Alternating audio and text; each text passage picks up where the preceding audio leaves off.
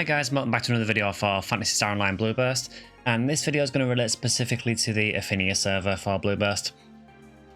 So every August, Ephinea runs a major event called the Anniversary event, and what I want to do in this video is just quickly cover the basics of the event, what you need to know about it, things you should look out for, and just a general kind of idea of how the event works and why it's such an important event to run if you're playing on Ephinea. So with that, let's get on with the video. So what is the anniversary event? So as I mentioned, it runs usually every August, and it's to celebrate the founding of the Ephinea server as far as I'm aware. And this year is the 10th anniversary event as well, so happy 10th anniversary to Ephinea. So what this involves basically is, it is a really good event for leveling up characters, it is really good for finding rare items, and there's a lot of reasons for that. So let's break down first of all what the event actually involves. So the first thing is we get a lot of new quests. So I'm in episode 1 at the moment, but if you go into the event tab, you've got these quests here. So I should point out that there are quests in episode 2 and episode 4 as well. So you have these quests called Maximum Attack E. So we've got Forest Cave, Mine Ruins. There are also VR Temple, VR Spaceship, Central Control Area, Seabed, Tower, Crater, and Desert. So regardless of which area you want to run, there is a Maximum Attack E quest for it. Obviously, you just have to be in the right episode. These are basically shorter versions of some of the other Maximum Attack quests, but the idea with these is that you're able to run through them very quickly and run them over and over again very quick. So they are fantastic for getting very good enemy count in a short space of time.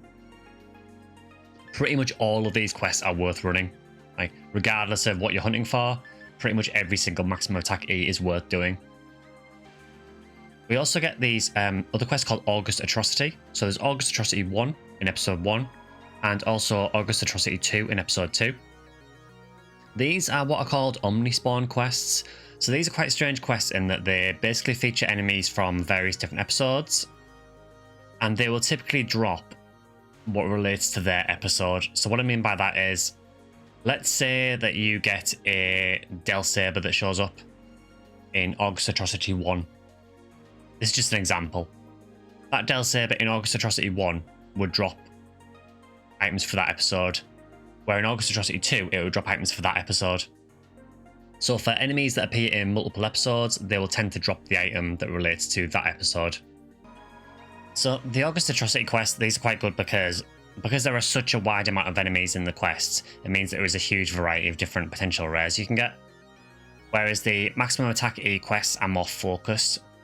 So, for example, say if you're running Psycho Wand on Purple Num and you want it from a Mill Lily, then obviously running Maximum Attack Cave is going to be a really good way of doing it because you know there's a lot of lilies in that quest. With the August Atrocity quests, there are probably less of each individual enemy, but there's a lot more enemy types, if that makes sense.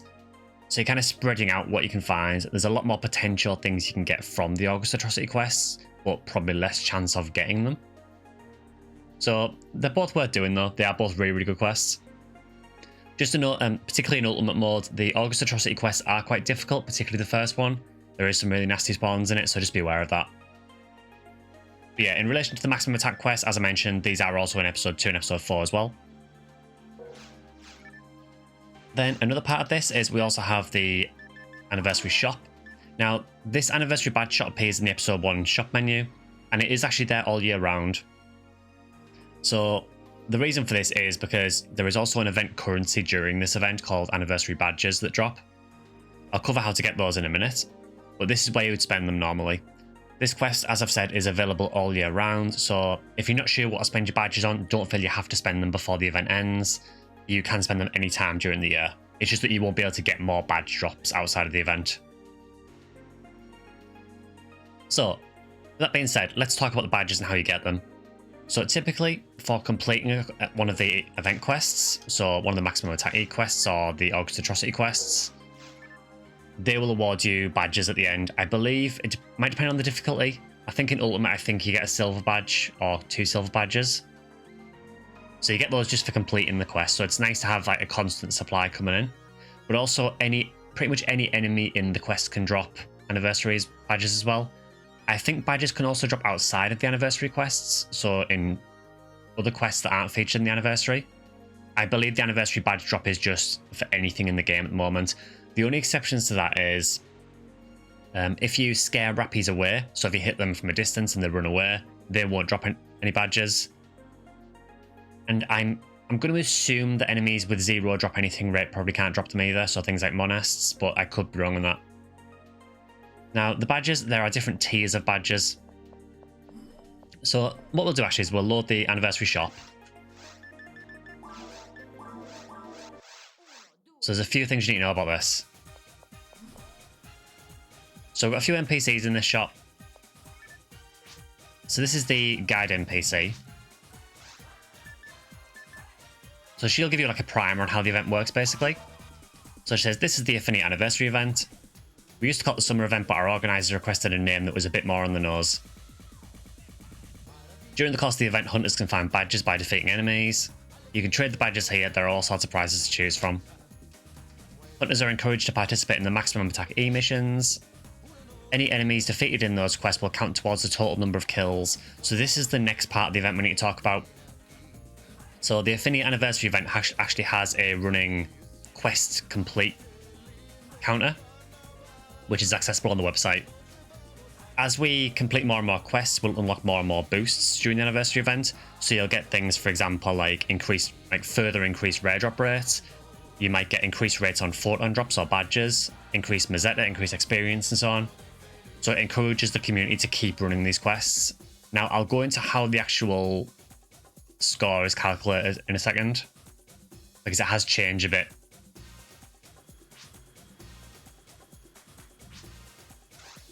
So, badges. So, she says there are 3 types of badges. That's technically not true. What you'll also notice is we've got a banner already. You'll see a lot of these banners at the top of the screen, because the drop rates get pretty insane during this event. Congratulations for getting a purple num card. So she says there are 3 types of badges. That's technically not true, but we'll go on to that. So bronze, silver, and gold. Bronze badges are the most common. They can be found just about anywhere. So bronze badges drop in any difficulty. Silver badges can be found in the more dangerous corners of Ragol. So silver badges can drop in very hard or ultimate. So in basically normal and hard, you're only going to get bronze badges. In silver, you can get bronze and silver. Sorry, in very hard, you can get bronze and silver. Gold badges are more difficult to come by. Be sure to keep an eye out for them. Gold badges only drop in ultimate. So in ultimate, you can get bronze, silver, and gold.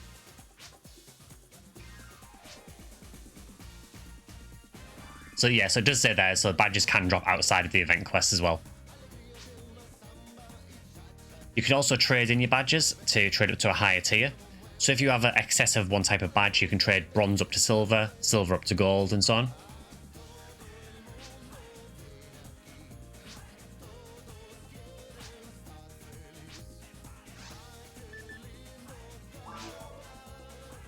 So there are 3 badge shops where you can trade the different badges in. So one for bronze badges, one for silver badges, one for gold badges. And they have various different items you can get.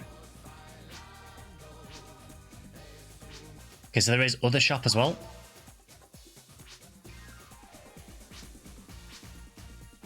So there is some other vendors in this quest as well, which I'll go into.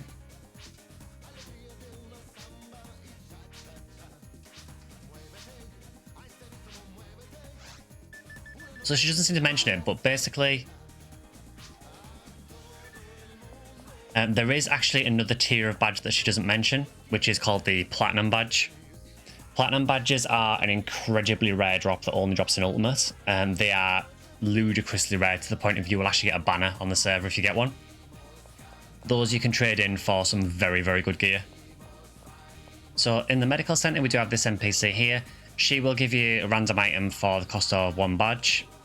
So it's like a random lucky dip. There is also several other NPCs as well that we're talking to.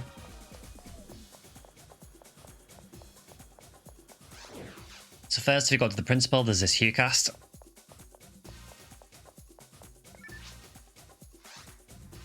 So this guy, he has different hunter, ranger, and force weapons. So with these are basically a lot of the sort of comedy weapons. So things like Crazy Tune, Harrison Battle Fan, you know, Daisy Chain looks okay, Toy Hammer, nice shot, which is basically a golf club. And it's the same kind of deal for the range weapons. You know, range weapons, you've got things like Samba Maracas. And force weapons, you've got things like Lollipop. So it's all like kind of the comedy weapons. Or you can get them to give you any random weapon. I believe there is a better chance for hit or something if you go with a random chance. But this is a way of basically spending badges to get some weapons from this guy. Again, most of them are kind of the comedy weapons that you're not really going to use that much, but they're there if you want them. There's also this guy here.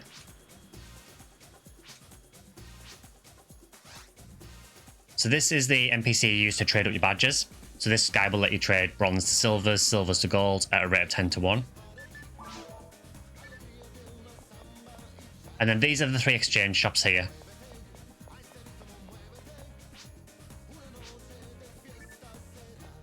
So they'll only let you look if you actually have a badge in your inventory.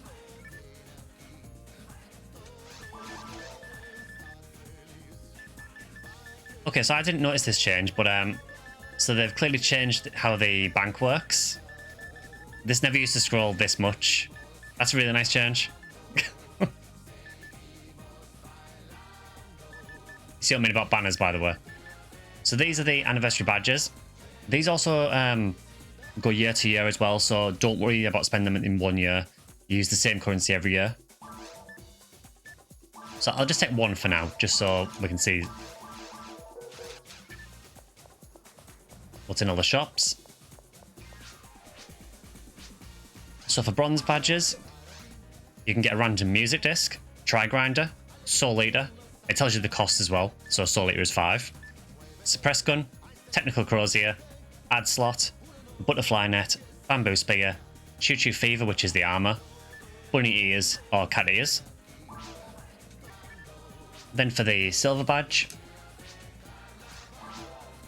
for silver badges you can get defense materials, evade materials, power material, mine material, HP material, TP material, luck material, broom, chameleon scythe, Wok of Akiko's shop, item tickets, and then there's a few paints for the red ring, so these will let you recolor the red ring. So cyan paint, onyx paint, orange paint, rose paint, ultramarine paint, violet paint, and chartreuse paint.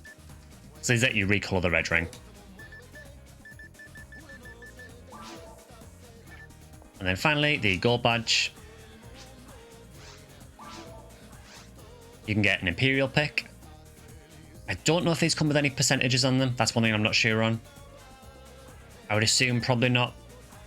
But yeah, so you can get Imperial pick, red mech gun, windmill, parasitic cell type D, which is what you use to make virus armor Lafeteria, flame garment, electro frame, aura field, pioneer parts, part of YN0117, which is what you use to make the Eleanor mag. Stealth kit, which is a mag cell that makes your mag invisible, I believe. Mag kit, Verona kit, Kalki kit, Vitra kit. These are all mag cells that make your mag look like the early ones. Photon booster, Magic Rock Heart key, Photon crystal, Photon sphere, and Photon filter. So these are really nice. But obviously they do require gold badges, which are some of the least frequent ones. So there is a lot of stuff you can trade for you. There is also a perfectly good trading opportunity for trading badges for photon drops as well. Obviously look up to see what the rates are for them, but generally people want to buy badges quite often, and a lot of people will sell them as well.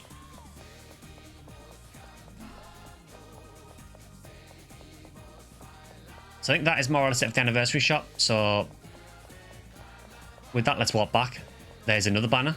So you can tell the anniversary event is very much in swing by the amount of banners we're getting. About a level 30 disc, very nice.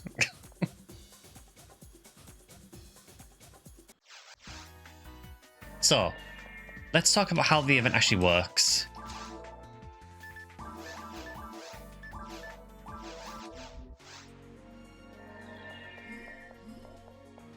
So the way the event works basically is, to my understanding, every time you clear one of the maximum attack E quests, I believe you will get 1 point.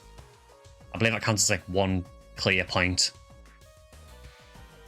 If you clear an August Atrocity quest, that is doubled. I think the reason for that is because they are harder quests. Now, one difference from last year is last year the August Atrocity quests were counted in the quests to determine the overall points. This year they're not, so they are kind of a bonus quest. So if you do want to run them, you'll get double points from them. You will also get plus 25% badge drop rates from the August Atrocity quest as well, so there is definitely a reason to run them. Now, the way it works in regards to working out what our points total is, basically the game will look at whatever the lowest rank quest is. So whichever quest has the least clear points, that will be our score. So last year there was a real problem with the event where a lot of people just ran Forest over and over again, because Forest is obviously really easy for badges, really easy way to spam for hill detours. It's a very efficient quest, and a lot of people just spam Forest. This year, I guess to try and discourage that a little bit, they've made it so, similar to last year, the score will be dependent on whatever the lowest score is. So let's say that Mines is the lowest score. That will be the score of the server. So it kind of encourages people to you know, let's say if Mines was the lowest, it would encourage people to run Mines to try and bring the score up more. Because obviously by increasing the score more, we increase the chance of unlocking milestone rewards, which is more boosts, and you know, the more boosts, the more stuff you're going to find. So that is still the same as last year. What is different this year though is they've actually now made it so the lowest ran maximum attack E quest, I think it's the lowest 3, will get a plus 25% rate to the badge drops. So it's another sort of way to encourage you to run the least ran quests. I believe the top 3 as well will also get a minus 25% rate if they are more than 500 points higher than the median points. So it's to try and sort of discourage that mindset of running one quest over and over again, and to try and sort of spread the quests out and make sure everyone's trying to run things roughly evenly. So I would say if you are playing, try not to just run Forest if you can. I understand that, you know, if you're wanting to run for like a Heaven Punisher or something like that, sometimes that is the best way of going for it. I get that. But at the end of the day, we all also want to unlock the really good boosts. So it is a really good idea to kind of try and spread the running of the quests out a bit. I do think that reducing the badge rate on the highest rank quests if they get too high is a good idea, because it might discourage people a little bit more. So I do feel that one of the main reasons people ran Forest was because of the badge drops. You know, obviously the enemies are a lot easier in Forest. It was kind of an easy way of spamming through to get badges. By reducing the badge rate, if it gets too high, might encourage people to go for other quests. Whether it works or not, I don't know, but we'll find out. I realise that by the time this video goes live to the public, we'll be about 1 week into the event. The event should run for about 4 weeks, so I think it's running until about the 8th of September. So you do have plenty of time to, you know, to run and get stuff you want to get. Now, let's just quickly talk about why you should run this event. So this event is the biggest of the year for Ephinea. There are some other events that come close. You know, Christmas is pretty good with the Christmas Fiasco quests, and Halloween has the Halloween Cookie quests, which are good. The anniversary, though, kind of eclipses all of them. The main reason for that is because in addition to all these milestone rewards we can get, we also start out with a lot more drop rate. Now, anyone that's played Ephinea for a little while will know that the game has kind of a 4-weekly rotating boost, which normally goes, you normally get week 1 is normally a 50% experience boost, week 2 is usually a 25% drop all rate boost, week 3 is usually a 50% rare enemy rate increase, and week 4 is normally a 25% rare drop increase. During the 4 weeks of the anniversary event, all those boosts are active at the same time. So we currently have all 4 of those going at once, which is obviously incredible for leveling up. It's a really good experience. It's really good for finding rares because you've got the 25% rare drop increase combined with the 25% drop anything rate increase. So it's crazy. And you're going to be seeing 50% more rare enemies. So if you want to level a character, now is a really good time because 50% extra experience, it's like running an experience week. That experience will also go up as the event goes on and we unlock more milestones. So if you've got a character you're wanting to get into Ultimate or, you know, level up, now is the time to do it. Also, if you're trying to hunt pretty much anything in the game, now is the next 4 weeks are probably the best time of the year to do it. Maybe the Christmas Fiasco quest might be better for some things, but just the sheer boosts you get during the anniversary event is generally enough to make a massive difference to what you can find.